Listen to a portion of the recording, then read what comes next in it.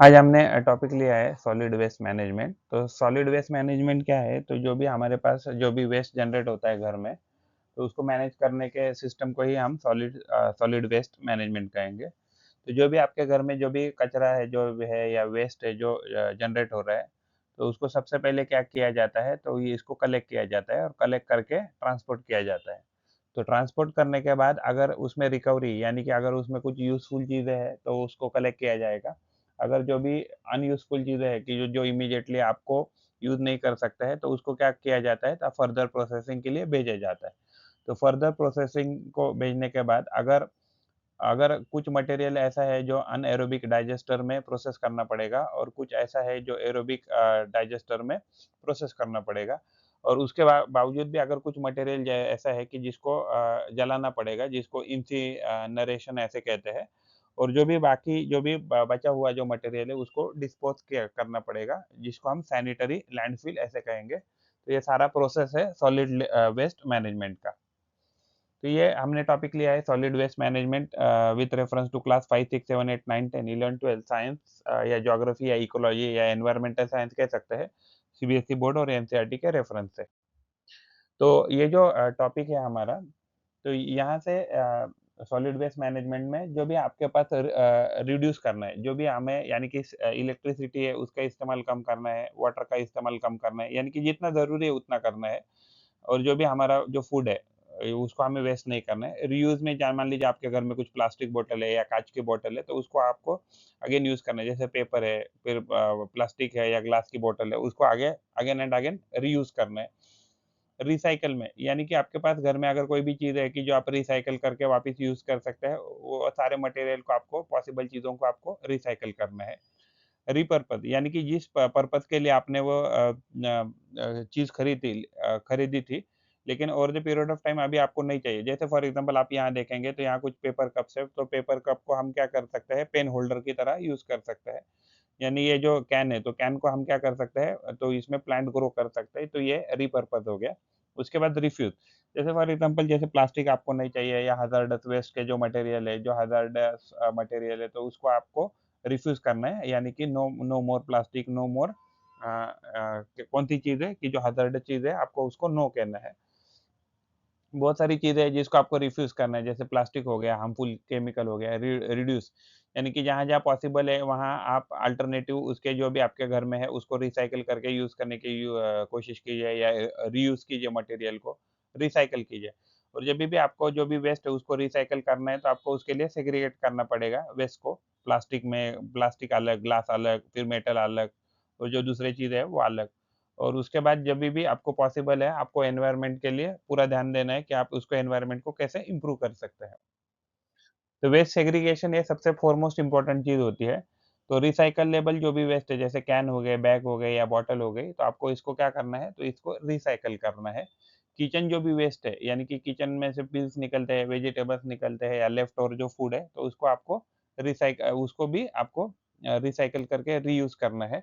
And जो hazards waste है, जैसे इलेक्ट्रॉनिक वेस्ट है या पेंट है, कंप्यूटर या इलेक्ट्रॉनिक से रिलेटेड जो भी कंपोनेंट है या इलेक्ट्रिकल कंपोनेंट है या हज़ार्डस वेस्ट है, तो ये आपको प्रॉपर जो ऑथराइज़्ड पर्सन है उसके पास ही डिस्पोज़ ऑफ करना है। तो जो भी वेस्ट जो जनरेशन होता है, तो वेस्ट ये लैंड फिलिंग का प्रोसेस है। तो सबसे जो भी मान लीजिए यहाँ से सॉलिड वेस्ट जनरेट हो गया, तो जनरेट कर जो भी सॉलिड वेस्ट हुआ है, तो ये जनरेटर है, फिर वहाँ से जो भी उसने जनरेट किया वो क्या करेगा, तो वो ट्रांसपोर्टर को दे देगा, फिर वो जो रिसाइक्लिंग जो ट्रक है, वो लेके जाएगा, वो ट्रांसफर स्टेशन में लेके जाएगा। अगर यहाँ से मान लीजिए कोई जो चीज़ है कि डायरेक्टली रिसाइकिल नहीं कर सकते या रीयूज़ नहीं कर सकते, तो उसको लैंडफ़िल में भेजा जाएगा। या अदरवाइज़ अगर उसमें से अगर कोई मटेरियल है कि जो मटेरियल रिकवरी यानी कि उसमें से कुछ अच्छी चीज़ें सेग्रीगेट कर सकते हैं, जो वांटेड अनवांटेड हम कह सकते हैं, तो इसमें भेजा जाता है। या अदरवाइज़ जो भी ट्रांसफर स्टेशन है, वो क्या है कि वो गार्बेज ट्रक में भेजा जाता है, बहुत दूर जहाँ से वो लैंड फिलिंग के लिए भी जा सकता है ये ट्रक। और उसके बाद जो भी रीयूजेबल मटेरियल है, जैसे पेपर है, तो वापस पेपर से पेपर बनाकर हम मैन्युफैक्चरिंग फैसिलिटी में जो भी वेस्ट है उसको बेचकर हम पेपर जो है उसको रिसाइकिल कर सकते हैं। और जो भी मटेरियल बिल्कुल भी यूज़ नहीं हुआ उसको क्या भेजा जाता है, तो लैंड फिलिंग में भेजा जाता है। तो ये लैंड फिलिंग का ये डायग्राम है। तो आप यहाँ देखेंगे ये जो येलो कलर का है, तो ये येलो कलर का एक लाइनिंग है जिसको हम प्लास्टिक कह सकते हैं। तो ये प्लास्टिक का एक लेयर बिछाया जाता है। उसके ऊपर क्या किया जाता है, उसके ऊपर सारा वेस्ट डाला जाता है जो डिकम्पोज़ होने वाला है, जिसको हम ऑर्गेनिक वेस्ट कहेंगे। उसके बाद उसमें एक लिक्विड गार्बेज भी होता है, तो लिक्विड गार्बेज यहाँ से पंप लगाकर यहाँ से पानी खींचा जाता है और जिससे ये अंदर जो है, तो ये थोड़ा हल्का-सा मॉइस्ट रहता है, बट गीला नहीं कह सकते।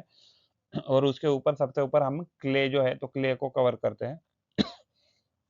उसके बाद ये जो लाइनिंग है, तो ये जो तो इसको मिट्टी से कवर किया जाता है और the period of time around 6 से 7 महीने में ये जो लैंडफ़िल है कंप्लीटली डिकम्पोज़ होके वो कंपोस्टिंग में कन्वर्ट हो सकती है। तो कंपोस्ट के जो प्रोसेस है, तो जो भी आपका ऑर्गेनिक यानी कि किचन का जो भी वेस्ट है, तो किचन का वेस्ट को अगर आपने किसी कंटेनर में रख दिया और उसमें हल्का-हल्का अगर आप पानी ये रहे स्प्रिंकल करते रहे, तो over the period of time ये क्या हो जाएगा, डिकम्पोज़ हो जाएगा।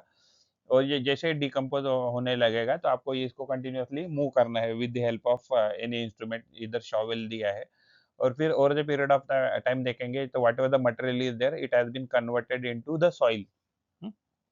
तो इसको हम as a manure natural manure की तरह भी हम इसको यूज़ कर सकते हैं या नेचुरल फर्टिलाइज़र कह सकते हैं।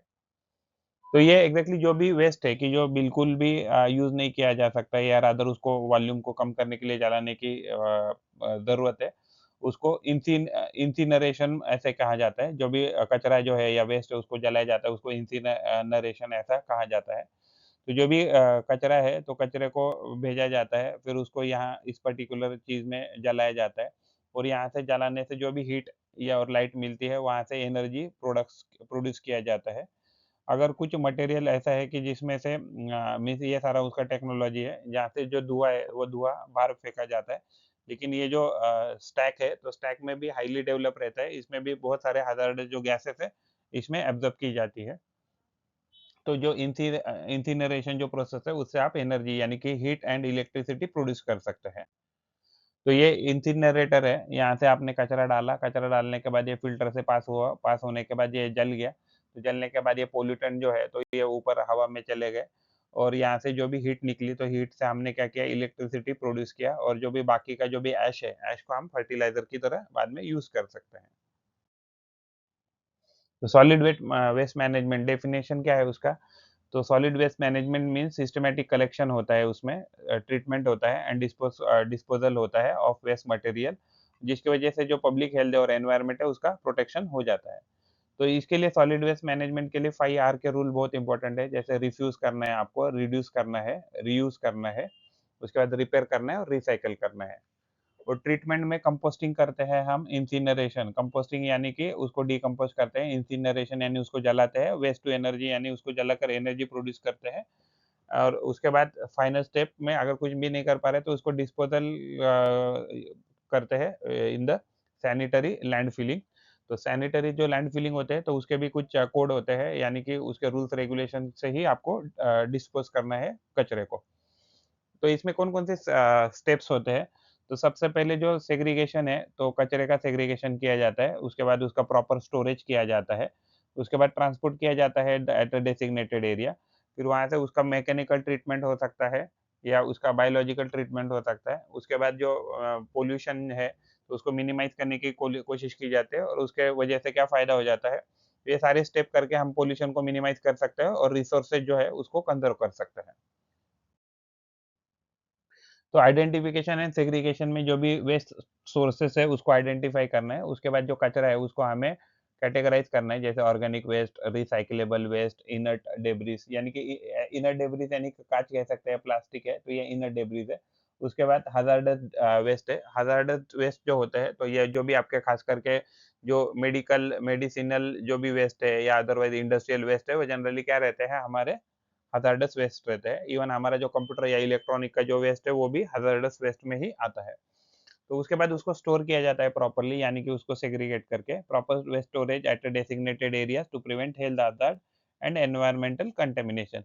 यानी कि जो भी वेस्ट है वो दूसरे मटेरियल के साथ मिक्स ना हो, इसके लिए अलग से उसको स्टोर किया जाता है, जिसकी वजह से हेल्थ हज़ार्ड भी हम कम कर सकते हैं और एनवायरमेंटल कंटामिनेशन भी कम कर सकते हैं। उसके बाद कलेक्ट किया जाता है उसको, the systematic collection of a waste from the household and industries and institution. तो जो भी कचरा है उसको सिस्टमैटिकली कलेक्ट करना पड़ेगा, जिसकी वजह से from different household, industries and institution, तो ट्रांसपोर्ट करना पड़ेगा to the treatment of disposal facilities using the safe method. तो यानी कि जो भी आपके डिस्पोजल फैसिलिटीज है, तो वहाँ आपको उस कचरे को, वेस्ट को क्या करना पड़ेगा, सेफली उसको ट्रांसपोर्ट करना पड़ेगा,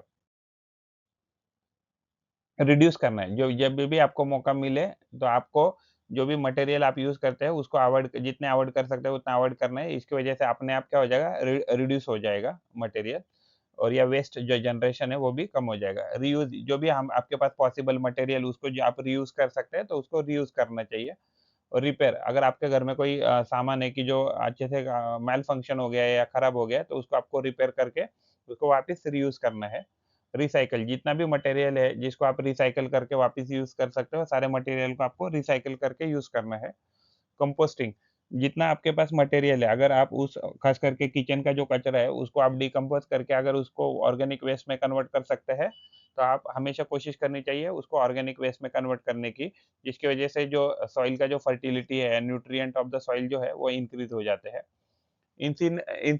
नरेशन जो प्रोसेस है, इसमें क्या किया जाता है, जो वेस्ट है, सॉलिड वेस्ट है, उसको जलाया जाता है एट हाई टेम्परेचर, जिसकी वजह से उसका वॉल्यूम कम हो जाए, और ये पोटेंशियली क्या करता है, ये इलेक्ट्रिसिटी को जनरेट करता है, यानी हीट भी प्रोड्यूस करता है एंड इलेक्ट्रिसिटी भी इसमें से प्रोड्यूस की जा सकती है।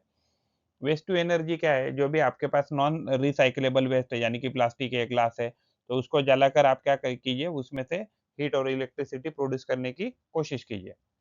तो मैकेनिकल एंड बायोलॉजिकल ट्रीटमेंट, यानी कि जब भी आपके पास जो कचरा है, कचरा जो अगर आप सेपरेट करते हैं, यानी कि रिसाइकलेबल वेस्ट अलग एंड नॉन रिसाइकलेबल वेस्ट अलग, तो इसको ही हम मैकेनिकल प्रोसेस कहेंगे। और बायोलॉजिकल ट्रीटमेंट में क्या है, आप लैंड फिलिंग करते हैं या अदरवाइज आप उसकी कंपोस्टिंग करते हैं, तो इसको ही हम क्या कहेंगे, बायोलॉजिकल ट्रीटमेंट कह सकते हैं। तो डिस्पोज़ल, तो जो भी आपका रेसिडुअल कचरा है, यानी कि वो आगे जाके फर्दर रिसाइकल या रीयूज़ नहीं कर सकता है, उस कचरे को आपको सैनिटरी लैंडफ़िल में आपको उसको बरी करना पड़ेगा या उसके अंदर डालना पड़ेगा। और उसके जो मेथड है, वो गवर्नमेंट ने उसके जो नॉर्म्स दिए हैं, तो उस नॉर्म्स के हिसाब से ही आपको उसको डिस्पोज़ ऑफ करना है। उसके बाद आपको रिकॉर्ड कीपिंग करना है, कंटीन्यूअस इम्प्रूवमेंट करना है। तो जो भी गवर्नमेंट ऑफ़िशियल है, तो वो ये इस सब चीज़ों का रिकॉर्ड कीपिंग करते हैं, जिसकी वजह से जो करंट सिस्टम है सॉलिड वेस्ट मैनेजमेंट का, तो इसको इम्प्रूव करने के लिए या उसकी एफिशिएंसी को इम्प्रूव करने के लिए record keeping and continuous improvement करते हैं गवर्नमेंट ऑफ़िशियल्स। तो लैंड फिलिंग क्या है, तो जो भी आपका जो कचरा है, सॉलिड वेस्ट है, उसको अगर आप ज़मीन के अंदर बरी करते हैं इन अ डेसिग्नेटेड एंड कंटेन्ड एरिया, तो उसको ही लैंड फिलिंग ऐसे कहते हैं। तो इंसिनरेशन में आप बर्न करते हैं सॉलिड वेस्ट को, so that to reduce its volume. Recycle में क्या करते हैं, जो भी आपका पास सॉलिड वेस्ट है, तो आप उसको आप न्यू एंड यूजेबल प्रोडक्ट में कन्वर्ट करने के लिए करते हैं। कंपोस्टिंग में क्या करते हैं, जो भी आपका ऑर्गेनिक वेस्ट है, आप इसको डिकम्पोज़ करते हैं, जिसकी वजह से जो सॉइल का फर्टिलिटी है या न्यूट्रिशनल लेवल है, वो इंक्रीज़ कर सके। तो वेस्ट टू एनर्जी, जो भी आपके पास सॉलिड वेस्ट है, तो उससे आप क्या करते हैं, तो आप उ उससे एनर्जी प्रोड्यूस करते हैं। तो एनवायरमेंटल प्रोटेक्शन क्या है, तो सॉलिड उसके एडवांटेजेस क्या है सॉलिड वेस्ट मैनेजमेंट के, एनवायरमेंटल प्रोटेक्ट हो जाता है इससे। तो जिसकी वजह से जो पॉल्यूशन है, जैसे लैंड है, एयर है या वाटर है, तो उसका पॉल्यूशन कम हो जाएगा अगर हम प्रॉपर्ली सॉलिड वेस्ट मैनेजमेंट करते हैं तब। तो पब्लिक हेल्थ भी इम्प्रूव रहेगा, तो ये प्रिवेंट करता है, सॉलिड वेस्ट मैनेजमेंट हमें प्रिवेंट करता है spread of diseases caused by the unmanaged waste. अगर आपका सॉलिड वेस्ट है या लिक्विड वेस्ट है, यहाँ-वहाँ फैला रहेगा, तो आपको बीमारी हो सकती है। तो रिसोर्स कंजर्वेशन, तो जो भी आपके पास रिसोर्स है, अगर आपको उसको इम्प्रूव करना है, तो आपको कंटिन्यूअसली आपको जो रिसाइकल है, मटेरियल को या रीयूज़ है करना पड़ेगा, जिसकी वजह से जो रिसोर्स की आपकी जो रिक्वायरमेंट है, वो कम हो जाए।